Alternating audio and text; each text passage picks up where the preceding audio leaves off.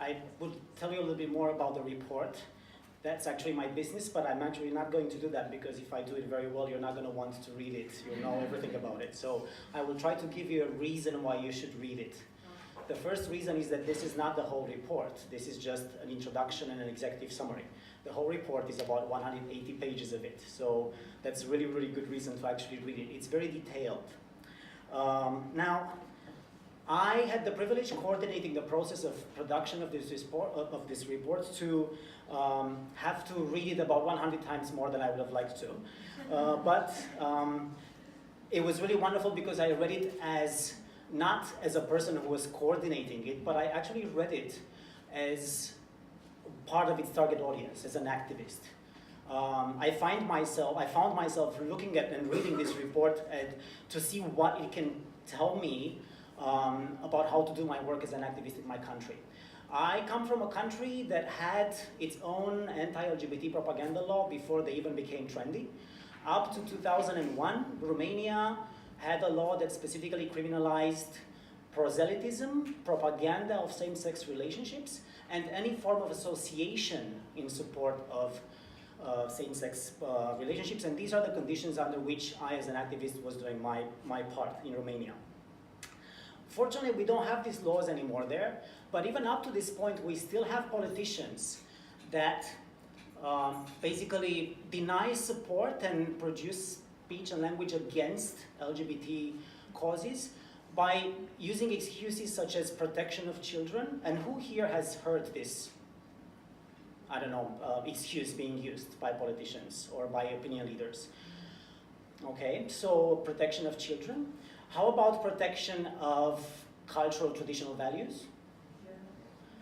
And another big one that they used in Romania was trying to ensure the public safety or somehow the social, space by keeping these very disturbing realities outside of it. Yes, I heard them too. So most of the times when we hear these kind of excuses or arguments, our sort of immediate reaction is, this is just total complete bullshit. And we know it's bullshit, however, it's not necessarily the best argument to come up with when you speak with these politicians or opinion leaders or when you try to argue with them. So this is where this report comes. It actually gives you some very, very good arguments to use when you debate with these opinion leaders or politicians when they use these kind of excuses. Because the report very cleverly looks at the international treaties and covenants that the countries that have passed or tried to pass anti-propaganda laws have signed on, and it shows the contradiction between the standards that these international treaties and covenants uphold and the anti-propaganda initiatives or laws in those countries. And it shows that basically you politicians and opinion leaders cannot use these excuses to speak against LGBT causes because the covenants and the treaties that the countries had signed on very clearly state the standards that the countries have to meet in order to obtain derogations from the principles upheld by the international treaties and covenants. And this is very smart.